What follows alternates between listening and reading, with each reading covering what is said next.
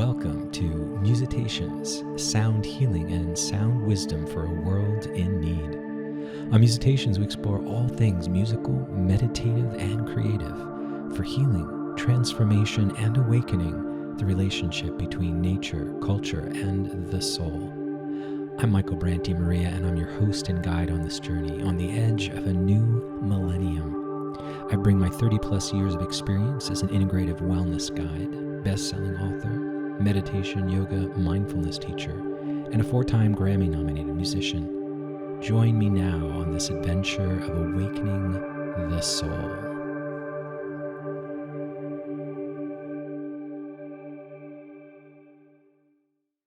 Welcome back to Musitations. Today we have a very special guest, somebody who's been a friend of mine for a long time and went through a musician leadership program with Music for People together many years ago. And our dear, precious teacher, mentor, colleague, David Darling, who inspired both of us and was the founder and creator of Music for People, just transitioned to the other side of things. Some call passing on. But as those who know who've been watching the podcast, listening to the podcast, when we take as a premise that we are music, the song never dies. It may go silent because it's not being played from any particular device. But if who we are is non-local to this body, that means that that soul song that David is continues. And so it's really powerful to have my dear friend Jonathan, unexpectedly, that I'm actually having another Music for People graduate with me for the Musician Leadership Program. We trained in being music improvisational facilitators. So let me tell you a little bit more about Jonathan, and then we'll jump right into it.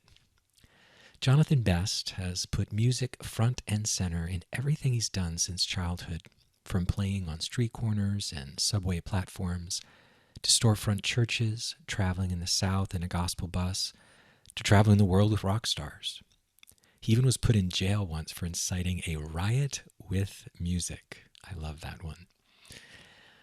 Where he got a glimpse into the darker side of racism and that whole area of institutionalization that our prison system represents. In 2007, Jonathan enrolled in the 4-year Musician and Leadership Program at Music for People, while at the same time making trips to Kenya to work with the Maasai people, creating a media center and co-creating documentaries by and for the Maasai communities. What Jonathan learned from the Maasai people is that when music is interwoven into the very fabric of a community, the community is able to withstand debilitating drought and oppression. These experiences inspired Jonathan to start a nonprofit called Calm Music, where music is the key to community, where he runs workshops and gives lessons in developing community-centered music.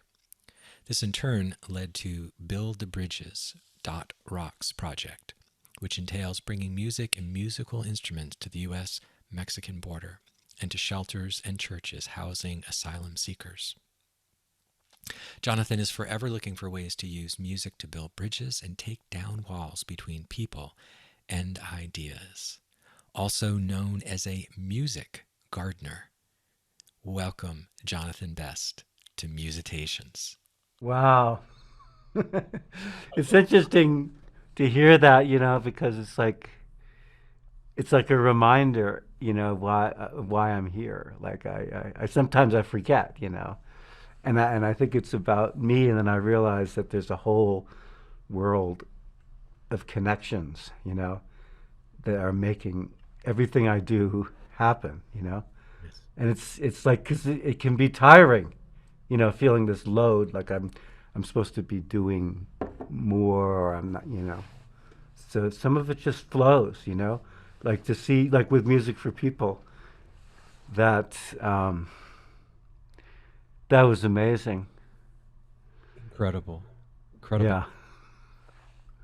When I first got exposed to Music for People, it was through the Return to Child book that was in loose Oh, leaf form yes. that Jim Oshinsky had created, and I I remember it was just covered with eggs and coffee and like, because I just kept, it was like I kept rereading it and like trying things out and like this is like, it felt like I had discovered a new musical genre, when all my life, I feel like I've been always on the lookout for new musics, you Yes. know, and I was always been excited about like free jazz, like was something that like when I was young was just super exciting to me. Totally.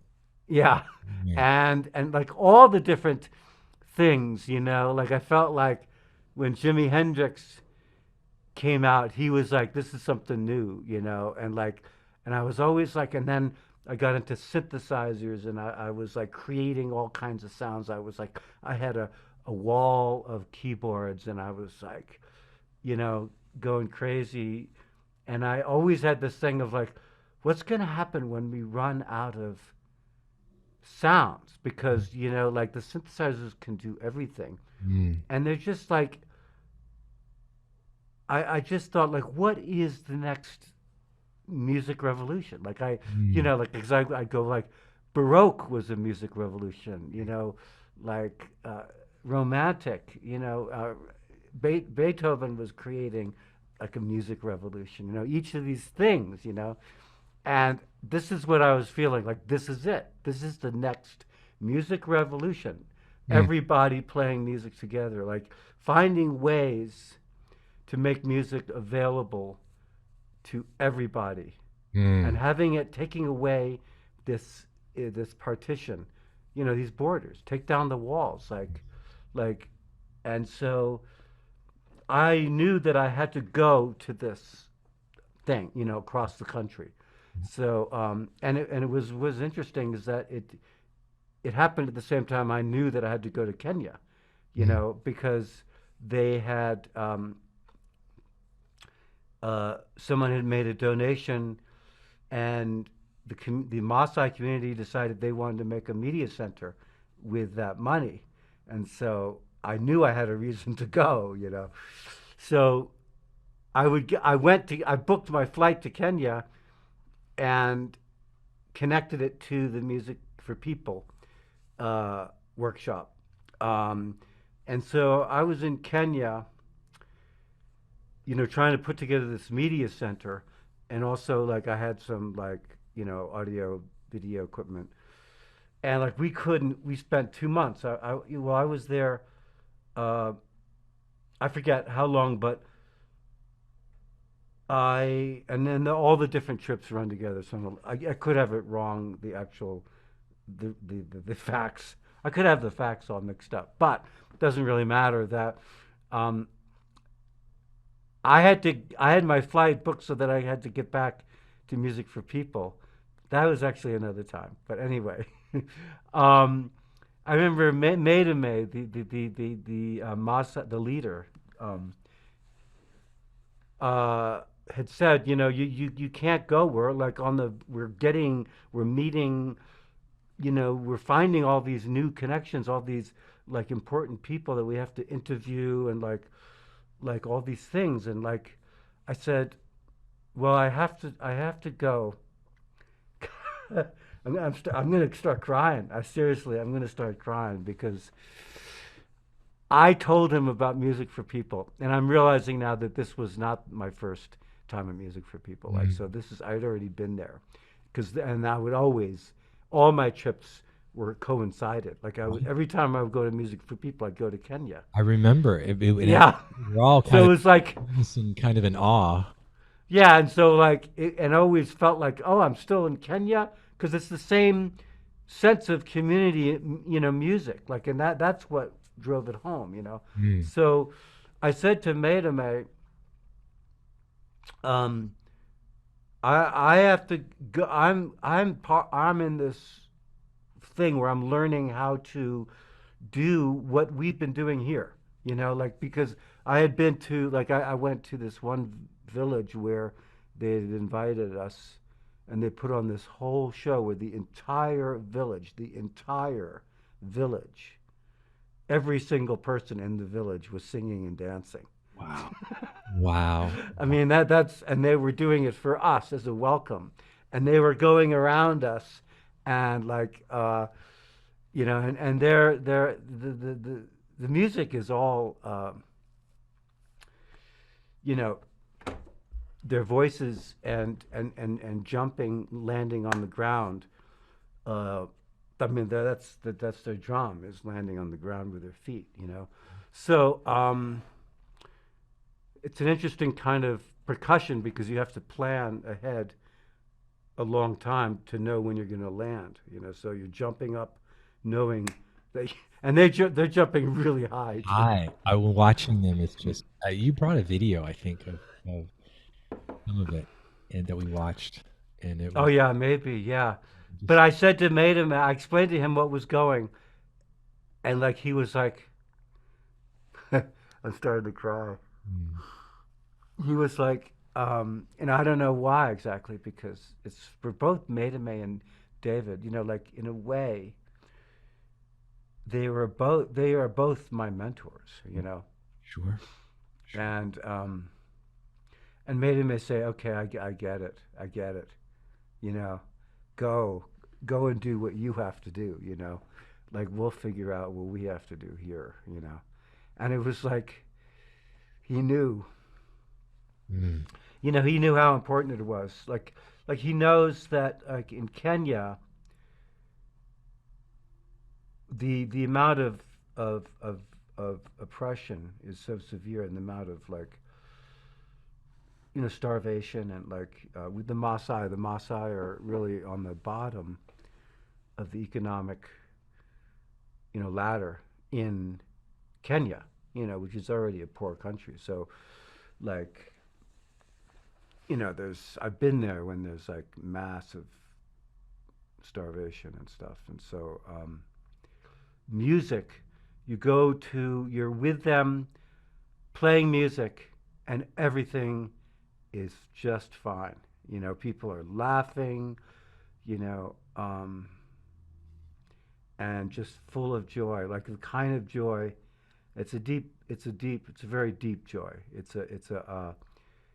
I think there's something different about like a community joy.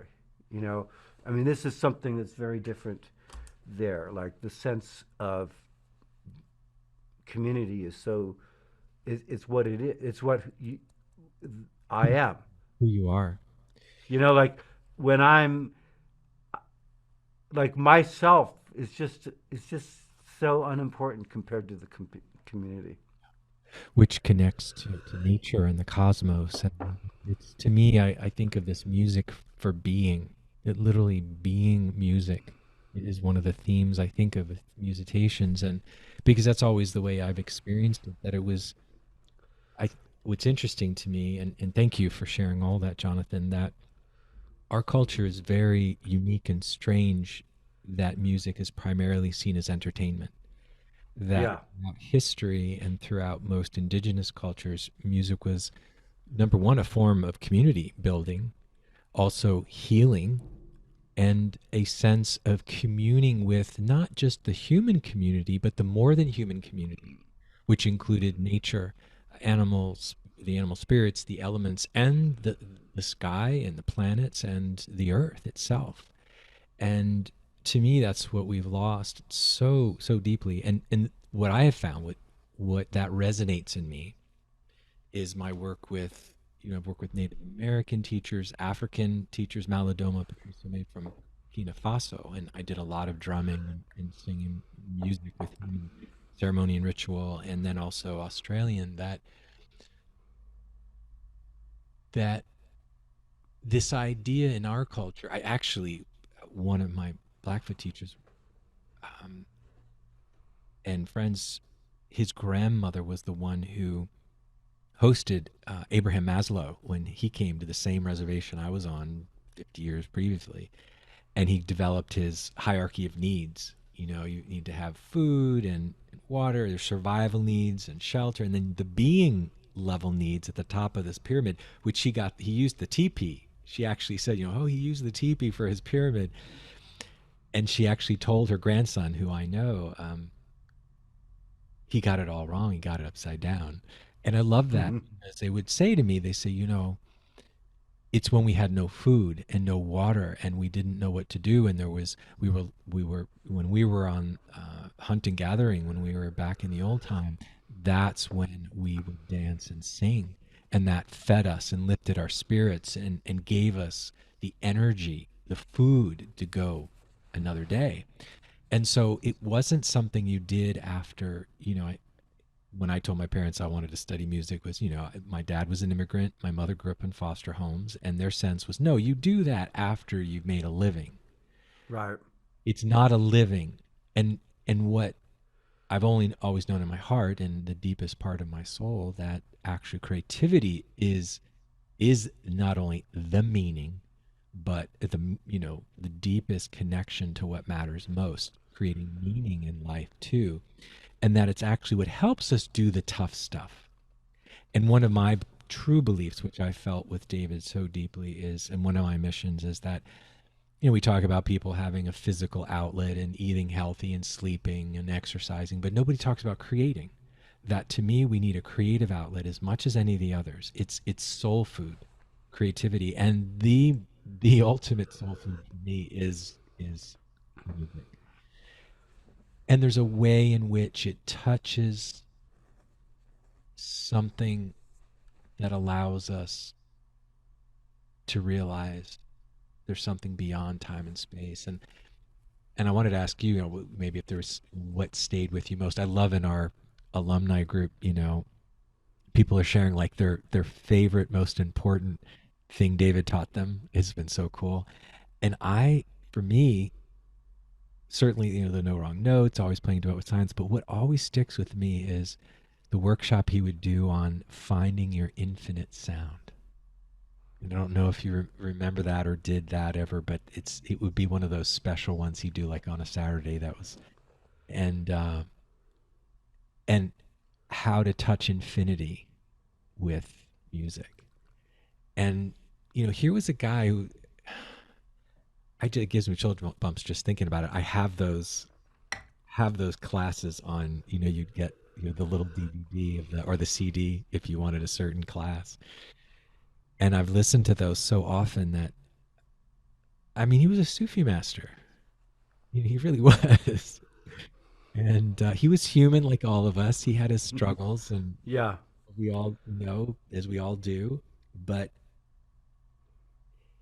because I experienced the infinite as a 7-year-old child, hitting one note on the piano at a time when I was healing from abdominal surgery, and I would use that listening, and that was his main point, was listening to that very edge of sound and silence, like when the sound drifts into silence, and then when Mm. something emerges out of it, that playing, finding that edge between sound and silence for him was tracking the infinite. And so here he would be teaching these very simple techniques we could all do, musicians and non-musicians alike. Because the other thing I thought was so beautiful, and you practice and you preach, I mean, much more than I do about this, and do it in community, that we all have music inside of us. And we all have that place where we can touch the infinite through sound by making music together. Yeah. Yeah. Wow. Yeah. Yeah. Touching the infinite. I don't know. I don't know if I heard him talk about that actually. I don't remember that specifically, but If I can find that class recording, I'll send you a copy. yeah. I was actually searching because I went over to David's house once, um, and for a lesson, and it ended up being an all day into the night lesson in lots of ways, like so much like. But I can't find the recording we made, Oh, and it's like because I think in that recording it also includes me asking about how to turn off my inner chatter while I'm playing, wow. and him explaining to me that You don't have to turn it off. It's just that's life. That's what we do. You Mm. know, like that's the like a jazz musician has that going all the time. Classical musicians turn it off because they have to make sure they don't play any wrong notes. But we know that there aren't any wrong notes. So it's just like my brain is going all the time when I'm throughout the day. Why should it stop when I'm playing music? Because music is life, you know? Yeah. So like, so I'm totally paraphrasing, but what he said, but this is like something that I keep repeating. I use this with my students all the time. So it's just an example, you know. But another thing I was thinking about with this whole, that pyramid thing Yeah. is that I think, we're trained to see everything as in this dualistic way, like this binary thing. And like life and death, we're taught to see it the same way, life and death. And survival is about staying alive. Mm. And that pyramid to me might apply to someone who's in the desert trying to cross the border and just has no water, like has nothing. And they're literally, their insides are being sucked out of them. But when, like life and death is always with us. Death is part of life. And to think that, and also there's many different kind of the spectrum of life, so that music is, so it's a matter of whether how much we recognize its place in our life. Really, to me, it's not even so much about bringing music into our life. It's just bringing our awareness of music in our life. So we don't have to like even think about the pyramid. You Yeah. know, Very- it's That's just it's wonderful. just there all the time. It is there all the time. Absolutely. Yeah, and so like these things, yeah, yeah, um, yeah. So talk to our listeners a little bit about uh, Prescott College and what you do there. I mean, I've always been fascinated. I learned about Prescott more through their wilderness programs and what a beautiful setting in Prescott, Arizona. But can you share a little bit about what you do at Prescott and maybe a little bit about Prescott? Well, first of all, it's pronounced Prescott. Prescott. Maybe, yeah, Prescott. Thank you. Yeah, like All these biscuit. years, I've known about Yeah, it yeah. a couple decades, and They I've say they say there's Prescott. even bumper stickers. Prescott like best biscuit. Prescott. Some people, I saw one bumper sticker said Prescott like kumquat. But Oh, anyway, Prescott. Prescott. but Prescott, that's what people say. Thank you. Thank you. But and it's Prescott College, and I, as the college, like all liberal arts colleges, are struggling with finding, it's that survival thing, and with the college, it's the same thing. Actually, it's exactly the same thing, that pyramid. And I think the college, like any business, like it's got the pyramid upside down, because the bottom line means that the arts are suffering. And this is not a criticism of the college, it's a criticism of our educational In system. general. Sure. Yeah, the college is just trying to stay alive, Mm, seriously. mm. And it's just really hard. Co- uh, Small liberal arts colleges are dropping like flies. Yeah. We've already absorbed a couple of them, Yeah. so they've come, sort of joined forces, and so my place is self. Uh, uh, well, me and the provost, vice president. I'm a little hesitant to talk about like the inner workings of the college, but I just think there's something You can always edit important about this. that out. Yeah, and the thing is, like I'm kind of like uh, ready to just be as real like in my life as I can. And sometimes, and I realize that in everything I do is risky. I remember one of my earliest songs I wrote. It had this line. It had this thing. Living life without substantial proof. I Mm. was taking my chances. All I had to go on was the truth.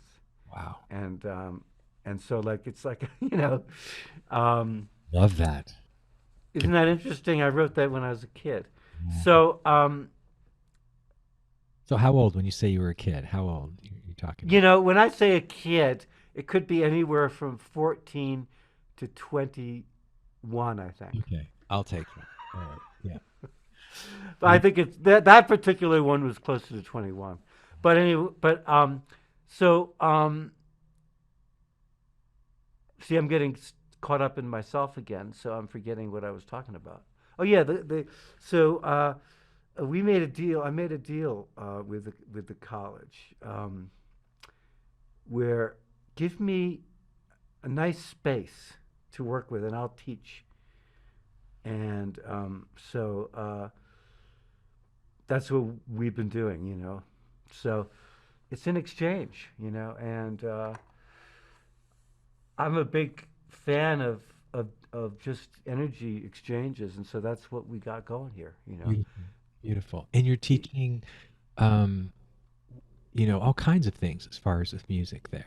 Yeah, and so like I taught a class called Creating Community Through Music, and because it was an academic course, there were all these things kind of put in, like the college like had its agenda that it wanted to make sure was in the class, and so it was difficult, and then plus you also have to grade people, um, and I was adamant that this is everybody is musical, and I who am I to judge? Like the Pope, our latest Pope. Remember when he said, "Who am I to judge?" So if the Pope can say, "Who am I to judge?" I, as a professor, can say, "Who am I to judge?" Like I don't know what you're going through. Music is life. I can't give you a letter grade. I just can't do it unless it's an A. So I gave everybody an A, and some of them didn't even come to all the classes. It's hard to fit that kind of thinking into a academic Oh, setting. it is, and that's where, I went to an undergraduate place called New College, which didn't have grades. And then when I was working in academia as a psychology professor, I same thing. In fact, I was up for a tenure track position. I was such many years, but particularly in these integrative seminars I would do, and I'd have them do journaling, and I did a lot of expressive arts. And when you give people freedom to be themselves, they'd also knock me dead because it's very similar to, I remember one of my favorite parts of music for people were the listener's choice Friday, Saturday night.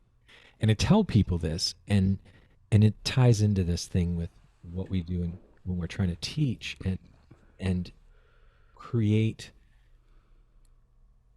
I want to say, initiation for the soul, because part of what happens, listener's choice is basically the lights would be low, we're all kind of sitting around, and there'd be one chair, two chairs, three chairs, four chairs, and people would just be called. Literally, when I say be called, they called themselves when they felt drawn to take a seat in the solo seat, the duet, trio, or quartet seat, and they would each go and basically all release into the now, do our release, and then allow the music to come through us. And it would be jaw dropping, right? Is it just jaw droppingly beautiful? And because we Right. knew what was going to happen next, and I call it pure dynamic quality versus what's called static quality, that, when something's been rehearsed over and over again, it still can have quality, but it's static. So I would try to create situations with my students of pure dynamic quality, and I find the ingredients are safety. The person or the community or the situation feel completely safe to be absolutely authentic and vulnerable, and to be a channel for what's coming through you without judgment. So safety, curiosity, and I want to say love. you know, brings that forth. And when I would do that with students, they would come up with the most amazing stuff, and I couldn't help but give them all A's. And I literally didn't get the tenure track position because the faculty felt I my they said we've never seen um, what do they call them, references, when the students evaluation, the students evaluations are too glowing and you gave everyone A's, there's something wrong here. And I'm like, Huh. so so this is not a good thing to have a beloved teacher and students who are excelling to the best part. And all I did was create safety, no judgment, invitation, love, and creativity, and just and people would just do the most amazing things, and there was no way I could grade that. And so I and that's why I'm not an academic. I mean, I was a complete failure in the academic world. Part Well, teaching psychology is different than teaching music. You could probably get away with it a little. oh, okay. So this was a psychology Yeah, class. I didn't. that's Okay. back in my PhD psychology gig. Oh, okay. But Wow. I would teach things like expressive arts and stuff but within psychology. But the faculty members, by and large, were pretty old school. Well, I mean, what I should say, not old school. I mean, just the academic world. Yeah, right. Well, Right? the academic world is old school. My class, I didn't get that all the glowing reviews. Like some students hated my class, literally, and one student said I was the worst teacher she's ever taken a class with, and I should not be teaching college God bless. level, music or college courses. So I really don't I don't see feedback as a real indicator of quality. It's not at all. In fact, Yeah. from a soul perspective,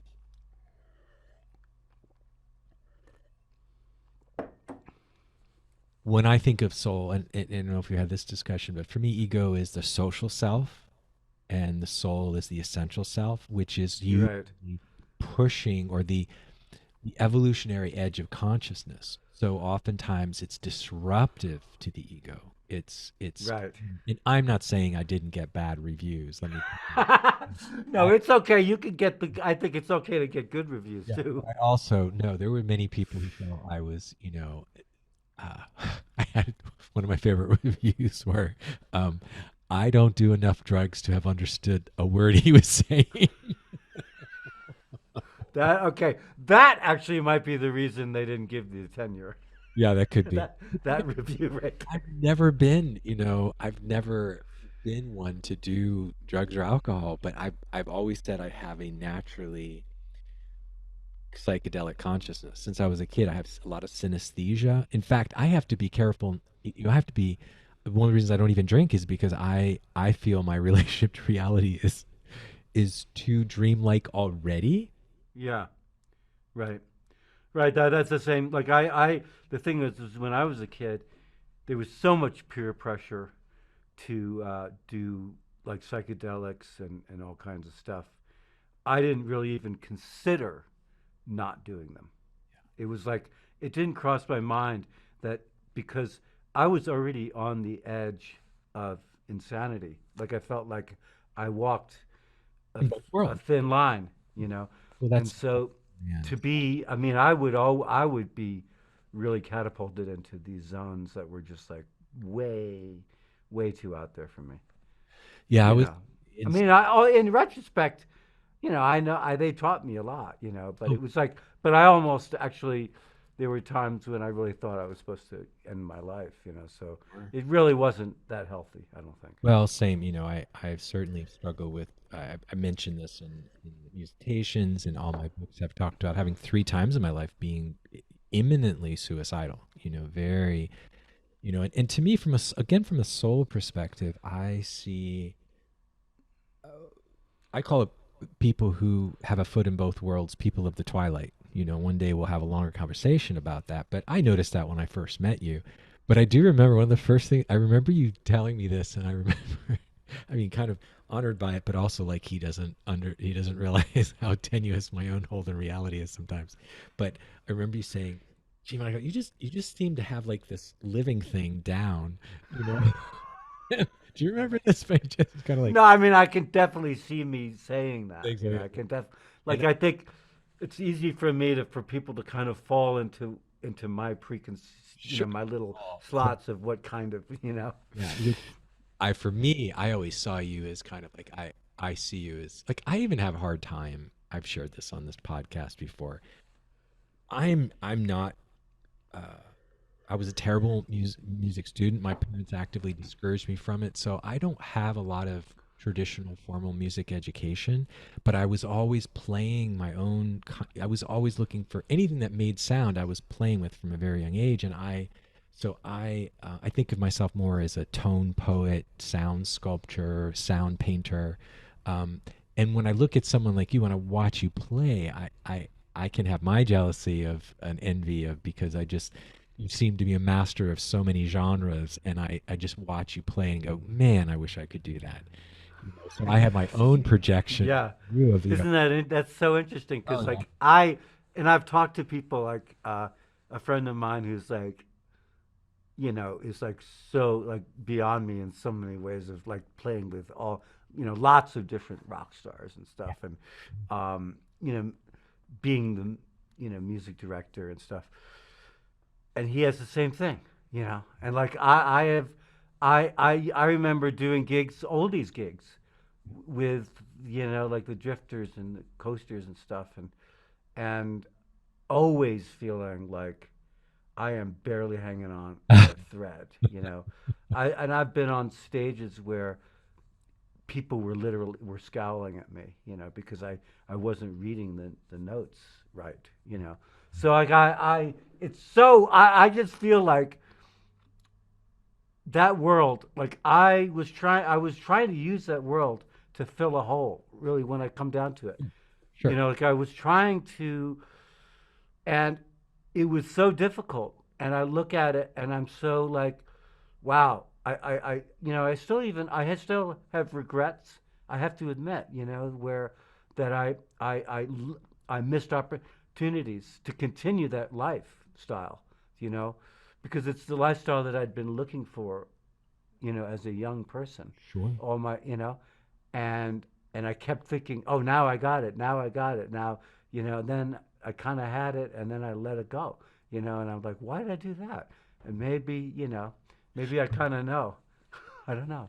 Yeah, I mean that's interesting. How would you how would you answer that, Faye? Because I think w- you have found a much bigger story for your music now. Well, so like, yeah, you know, and I just I feel like it really, you know, when I see some of these like rock stars, you know, interviews, and I'm going like, these guys don't have a clue, man. Yeah. Like they're not. They're sort of what are they connected to, you know? And I realize that it really is a kind of a thin. Even some of my real heroes, Oh, sure. you Oh, know, some, and it's true that like the music, they, but you know, did amazing music, but we can do amazing music without all that. We really can. Like, oh, totally. And you can also get stuck in the, well, this comes back to ego and soul again. And that's why I do feel, I felt the same way my first music for people that this was the future. This was culturally revolutionary. This was a huge, I mean, I had so many discussions with David about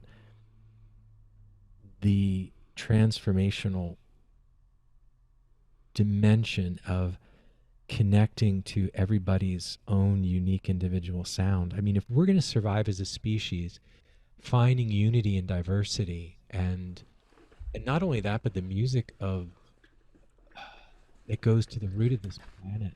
You know, that I always like when people ask me for my musical influences. I love to if you say have what, if when you have people ask what, me about my musical influence, yeah. I love to say, the wind, the moon, the stars, the earth, the ocean, the rivers, the birds. That we're talking about a larger kind of music. Paul Winter, who was such a huge influence on David and the Paul Winter Consort, and he called it earth music. And I like to call it being music, and or the music of being, and to me, this is the power of also constantly the new, like the unrehearsed, the, when I think of when like you and Ron and I, we get together and just, music in the moment and the, that joy you were talking about, because this is a joy to me that goes beyond life and death. It goes beyond happiness and sadness. It's the joy that moves the sun and all the stars. I mean, to me, this is what I call the great loving. And it opens you to compassion. There's no competition. It is the community building we're talking about. And I think this is what the world needs today. I mean, it doesn't need another rock star. The world doesn't need another rock star, you know. And it actually perpetuates what I call the myth of genius. Be- Right. right? I think I know what you mean, even though, like, you could tell me what you mean by the myth of genius, but I think I No, already know. I feel no one is a genius. Everyone has a genius when they're in touch with their own heart in the moment, and that's their own unique, beautiful sound. Like when we do the one quality sound, I would come to tears sometimes. And for those who don't know, one quality sound is, I do this all my workshops. Everybody simply, takes a deep breath. We make our arms and we kind of move in. We just express without any preconceived notion what's going to come out. But the key is we commit to it and we love it and we share it with everyone else's sound, and that all those sounds come together in this like gorgeous ecosystem of sound, like an old growth forest of sound. And that we're not trying to harmonize, actually the opposite. And there's this amazing, there's something about it that's life changing. And it's, to me, the world needs, one of my main messages is unity and diversity, unity and multiplicity. We need this more than anything. And actually that's why it even goes beyond. We both have an interest in indigenous music, and I really love that we need to have larger than just the Western 8 tonal or 12 chromatic scale sounds. When we do the sirening and finding all these microtones, and get past this Western aesthetic of music that actually getting in the way of the infinite sound we were talking about, or the joy of making music together. And so part of, I think, of the myth of genius is that it's about, we have to begin continuing to make music from the inside out. It needs to be more about how it feels than how it sounds. And as we both know, a great record, like I tell people, I can tell you all the quote technical mistakes on every one of my albums. I just think I can hear and go, oh my God, what, the critical side. But there's some things, this is what David taught me, was don't show off and don't hide, and just be yourself and be as sincere and genuine. When he talks about sincere expression of emotion is at the core of good music. And that's what I've just tried to do, Jonathan, is just, how can I even have in my room, play simply, play slowly. It's like, for my Yeah. vibe, what I'm, now that doesn't mean I love to jam, but just, and when I say that, it doesn't mean in a particular way. But anyway, I don't know where that all took me. I don't know how any of that hit Well, some, I, but I'm I, open to whatever that inspires in you, or that maybe touches off in you. yeah, partly I'd have to jump in before I forget again. Mm. A couple of things. There's two things that I was thinking of, and are Yeah. totally related to this. But one thing is, like, to me, the myth of genius. Also, I would include, like, because I do believe in genius, but I think that it's a community effort. In fact, Yes. one of our rock stars, Brian Eno, Oh yeah. said himself that he is a receiver of he's a beneficiary of this misconception of genius, Well, that's that, like, it's put on one person as if one person contains it, but it's a real, like, well, thing, but it's a community effort. And community. so it's like we're so stuck on this individual thing that it's hard for us to, like, Break think out. outside of that. And so, and that's what this music revolution is. And because it's true that whenever encourage people to break out of that, that little cage, uh, there's going to be some pushback, and I know that that's what I got in my class. Yeah, It's scary. it It's is. scary. And then the other thing I was thinking, I wanted to make sure I got, because I always thought it was weird when they called that listener's choice, right? I agree. That thing. The name did make But sense. now I got it for the first time, because it's the listener as the musician, like as the we're listening is what we really are doing. Because we're up there listening to what's, yeah, it's not the people. Right, right. So like he's calling us the listeners. So here we are, the listeners, and we're gonna get our choice as to how we're gonna express our Express what we're listeningness. hearing. Yeah, Oh, I love that. yeah. Yeah, no, that's beautiful. And that's where when I remember that reminds me of when David would say, we listened to some piece of music. He said, now you can tell there's nobody listening who's playing that music versus other music where the player is listening, right? You know what I'm talking Wait, about?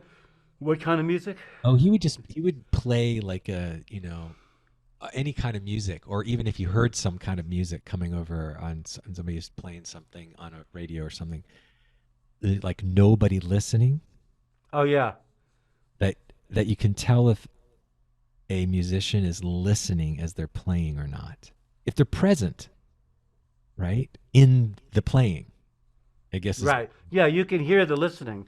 Like you can hear the listening. Right, exactly. Like and that's when when we're playing together, we get into this minutia of of sensitivity. Where we know exactly where someone's at. exactly. And so you could see why there's pushback. It's scary to open yourself up to that, and just be really open. You're having to empty yourself and really move into a sense of unknowing and to be led instead of to be willfully pushing. Right. And that, I think, encapsulates the struggle that we're having now, you know, in this world and particularly in this country, because we've been the world leaders in individualism, and there's some severe pushback on that, man. Yeah. Like Yeah. real fear, real Talk about deep. not And my, so yeah. this is like my call. In fact, I'm going to be doing, I wish that this was live because I'd be encouraging people to come to this workshop I'm doing tomorrow, which is part of the, but I can talk about it anyway Yeah, please because do. it's important to me. This is it's called Common Ground on the Border. And and there's like speakers, and normally like I've been going for a couple of years, and I at this time of year down by the border, and I'm doing these workshops. Everybody, it's called Join the Music Everybody Music Revolution. Beautiful. So and I'm presenting it like this is like we're really we're needed, man. Like we need armies of people, Yeah. musicians. We need Yeah. like uh, that are willing to take that chance. It's like it's life and death. The bravery that's required is high.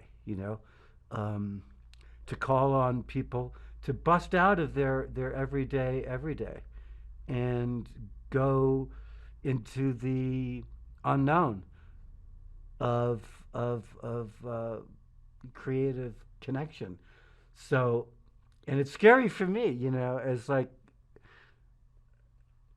being in a leadership role is always scary, right? Absolutely.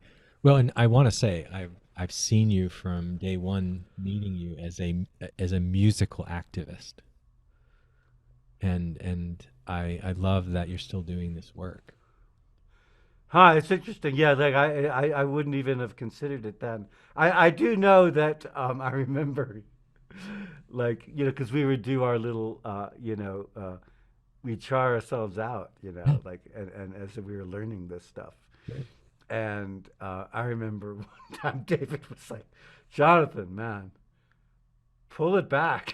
Like you are so out of control, man. Like, That's and fair. I think part of it was just like my insecurities. Like I would over function. I mean that's just something that we all.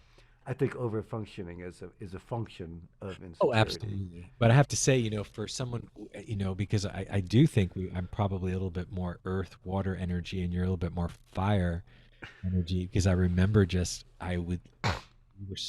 you are so passionate. And when you play, you're so passionate. And if you get a chance to watch some of Jonathan's YouTube channel, and I'll post some of these links in the interview, um, that you're just on fire when you play, and it's beautiful and it's passionate. What's interesting is, David would tell me the opposite, because I had one of those experiences of having an all day lesson in his house. It was just one of my most pleasant, wonderful memories. And it was much more him trying to light a fire under me, like because I was always so zen about a lot of my music. But, what's interesting, I started with piano at 7, but then I was playing drums at 9, and I played drums, for jazz. Sticks or hands? Yeah, Sticks. drum kit, and Yeah. had the drum set and played in the was it the fifth or sixth dimension little middle school jazz band. And and I still love drumming, and have done all night long dances, drumming all night, and doing a lot of uh, I did a lot of drumming with Doma, with the doing ritual and ceremony of just drumming for hours on the djembe. And I live rhythmically, actually. I think I actually live rhythmically very, that place you live with such syncopation and playing off that offbeat. And I really groove with that. I dance when I dance. That's kind of, I love a lot of African dance, and I just have that in me, which it's interesting. I don't know what the future holds for me musically, but I really, I love the fire you would bring to our sessions, and the stuff we would play. So really Interesting. that. As you're talking, I'm actually, because I'm always looking at these connections, musical, the way we look at music and the way we look at life. And, Yeah. I see, upbeats is kind of like dissonance. They're the ones that are, they're off. Right. Because like, look, when we're like just going along, you're walking, everything's steady. It's all downbeats, and there's no problem. It's like easy, you're just rolling along. But then like, uh, it's like, what is that? Like, so it sort of shakes you up, Yes. and and it's like I feel like that's a lot to do with you know um, American, African American music, like we're which is very different than African, Right. because there's a with African there's a like the off rhythms are kind of in a flow, like there's still that easiness to it, Right. where it's like funk music and like James Brown and stuff, like that is full of that agitation, Yeah. like, but it's embracing it, and it's really, I think it's a way to bring it into a dance, like, so like you wake up in the morning and you know that you're going to be singled out because you're black, and you're going to be that, life is dangerous, like you got to be careful, you got to be on your toes, you know and that's that music, and that music is really, it's become such a commodity. It's become such like it's part of our gross national product. It's huge. It's huge. It's so much money like comes in Yeah. from that groove. That groove that Right. comes out of like some real suffering. So I think like I really like to acknowledge that, and like this is a gift that I've been given, you know, so that I get to like dance with the funk. You know, I get to dance. You know, move with that That shit. energy. Yeah. That that hard stuff. You know, like that scary stuff. You know, all the life is full of the stuff that really challenges us and makes us sometimes not so sure if we want to do it. You know, do Oh, it's it's really it beautifully put. And how music can invite us into that difficulty in a way that's more manageable. right, right. Like we can really, it's like a little laboratory. You know, like we can work on anything, and we can work it on it together. Like we can get together like as couples. We can get together as like families, and play music. Like I know like the families. Uh, I was just actually looking at this family picture from the where the patriarch of the family died like a year ago, and they finally were putting up like these pictures of he was an artist and all this stuff, and seeing they had a family band back in the 60s, I'd guess. One of these family bands where like, and they're all it's like they're all like ready for action. The whole family, everybody in the family was playing, and you know, I just know lots of different families that have their family bands, Yeah. and it's just like that family. It's just a lot healthier, I think, Yeah. to be in one of those families. Oh my gosh. To play And music. these are families that really do struggle, with some difficult stuff. Like which family doesn't? No kidding. But at You know, least there's well that's a good segue into kind of maybe moving into um, bringing it full circle that having a creative outlet. And to me, creativity is the only genuine, true, healthy answer to suffering. I mean, creativity is a way of making not only peace with suffering, but turning it into, I think of as consciousness, compassion, and wisdom.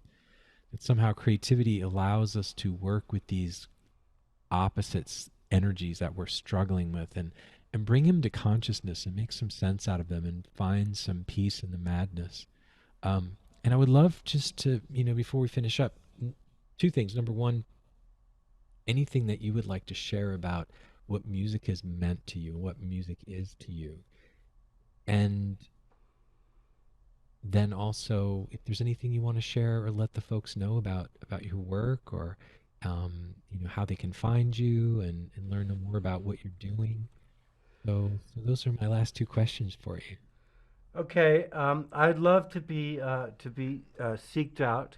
You can seek me out at. I would say the easiest thing is jonathanbest.com. Great. You can also go to community.org, which is the nonprofit that I founded. But yeah, it's just hard to spell and everything. Just jonathanbest.com has links to that. And Beautiful. also and also links to the YouTube channels and stuff. And so, what music means to me? Yeah. Or any last comments about what is this thing called music and how it What is this what thing is this thing called called music? bum? So, yeah, and it is, well, music is love. Yeah. Like one of the things we did in my class was this um, Rabia, Rabia of what's her Rabia of what? As soon as you said when Yeah. Well, we know Rabia. Like how many Robbie, Rabias are there? yeah, I know. Yeah. So this is a yes. Um, gosh, I can't remember. It's gonna drive me crazy. But yeah, it's on the tip of my tongue. Yeah, right. It doesn't really matter, but she wrote a poem about music is love, and I love so that. Might have and the title of our podcast. Music is love. yeah, I mean, there's so many different things that you could pick out of this conversation to be the title, but yeah, I feel like, see, having this conversation with you really brought out like a lot of things that are kind of like sometimes running below the surface, and then I don't know how to articulate them. So I really appreciate that you gave the space, I love it. because that's what, and I see music as that kind of a conversation. It's like a conversation that brings out things that were impossible. So, oh yeah, I think the perfect way to end, if we really want to end, which I don't, but would be with this quote from uh,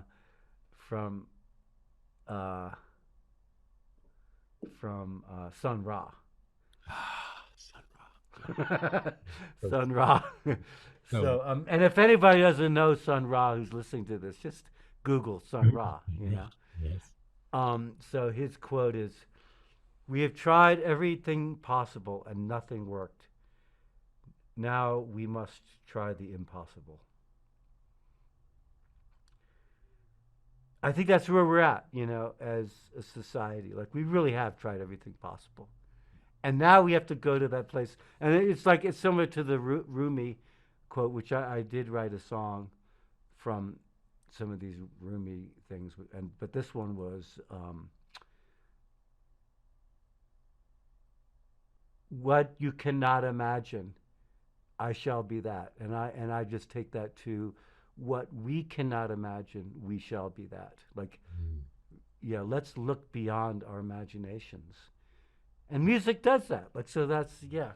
This is so beautiful, Jonathan. Oh, I love both of those, and that touches on that what I would feel with David in that infinite sound workshop, that finding our infinite sound, because it is how do we make the invisible visible? How do we make the impossible possible?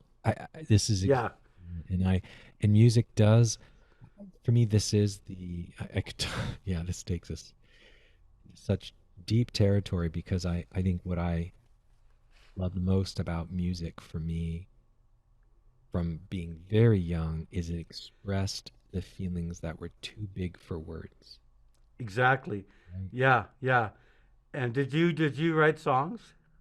Oh yeah, but they were never I never it was all I was always a music for people kid. I mean, I never thought much about recording my music.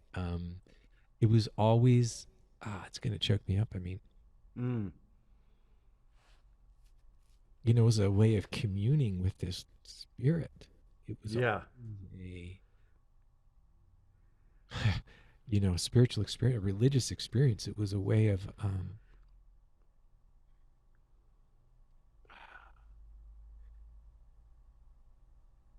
it was a way of honoring whatever it was that I felt that I couldn't.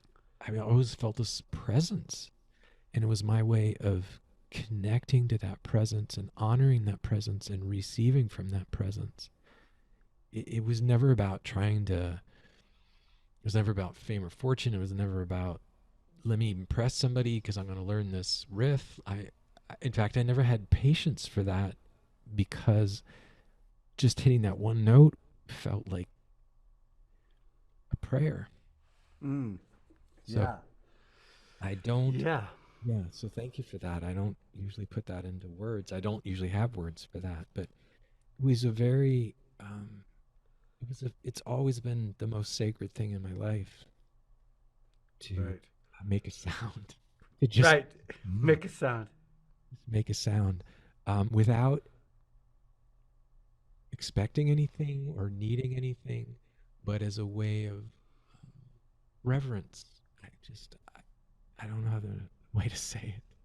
Right. It really, it's like it taps into something that, I mean, like it's trying to describe. That's why I like, when I teach, I just say this caveat, that because, music theory is trying to describe the indescribable. So Exactly. like, so we're not pretending that we're actually describing it. No. We're just bringing words to something so that we can have a little, like, we can talk about it a little bit, Yeah, sliver of it.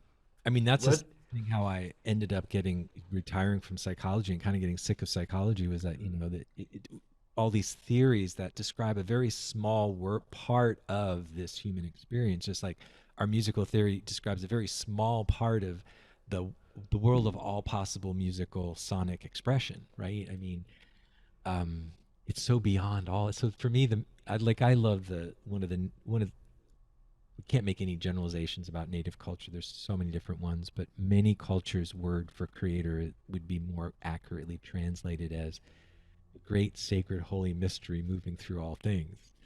And to me that's music at its best. And Yeah.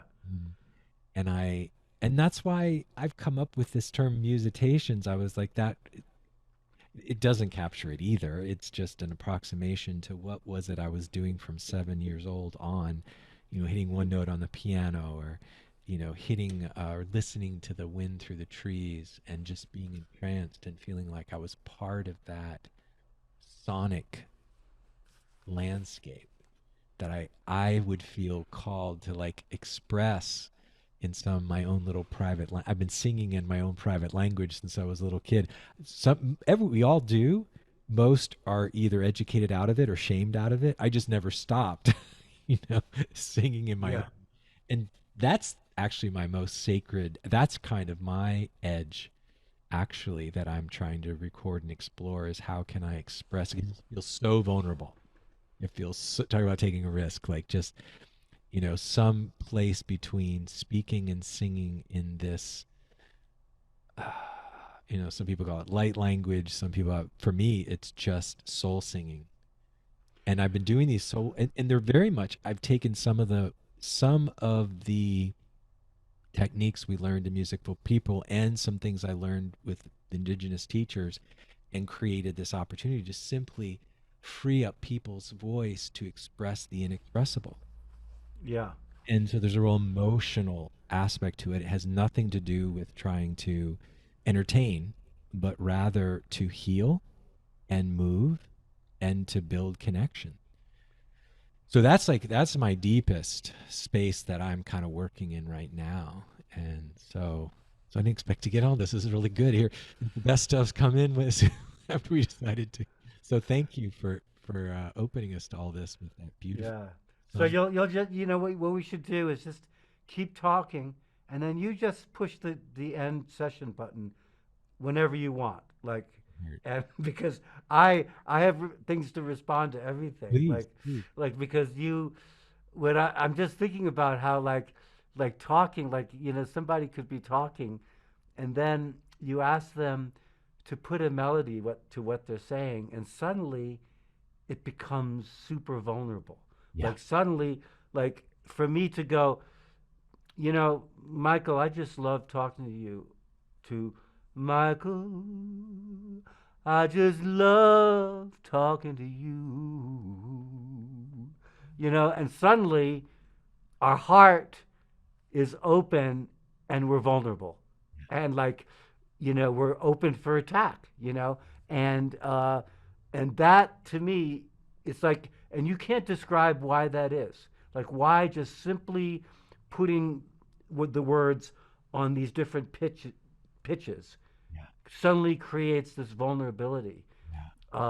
And And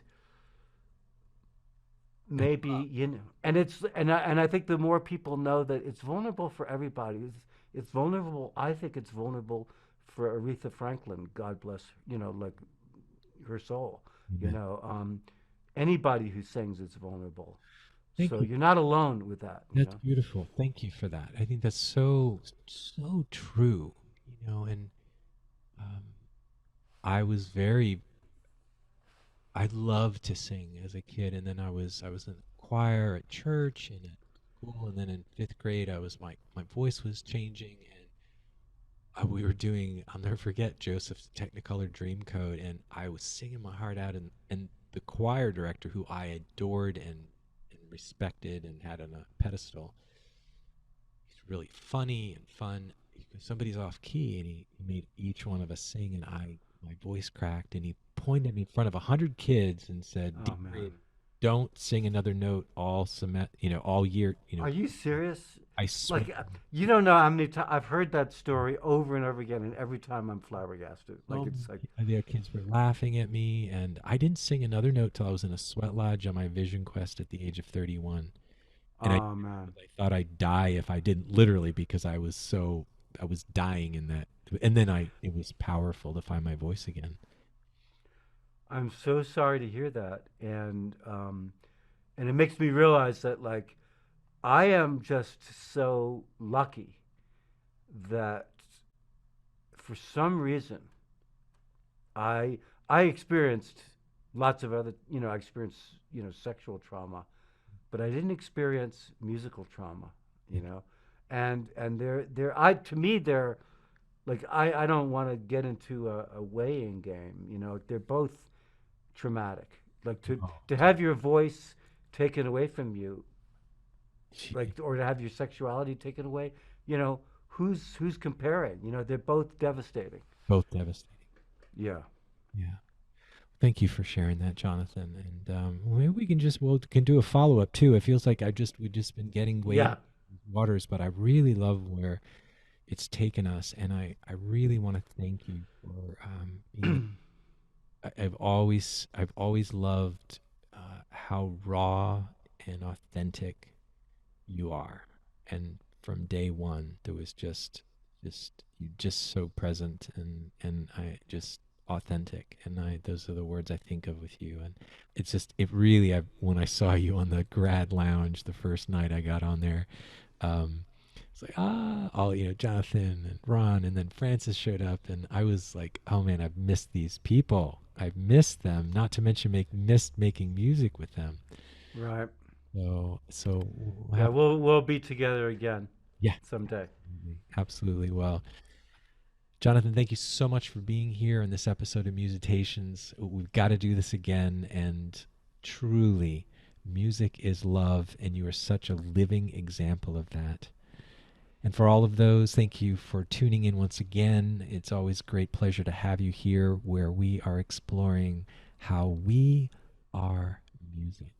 God bless you, be well, and we'll see you on the next episode of Musitations. Been listening to Musitations, sound healing and sound wisdom for a world in need, where we explore all things musical, meditative, and creative for healing, transformation, and awakening the soul.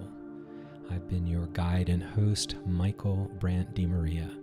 Feel free to check out my music on Pandora, Amazon Music, Spotify, XM Sirius Radio, or Soundscapes Cable.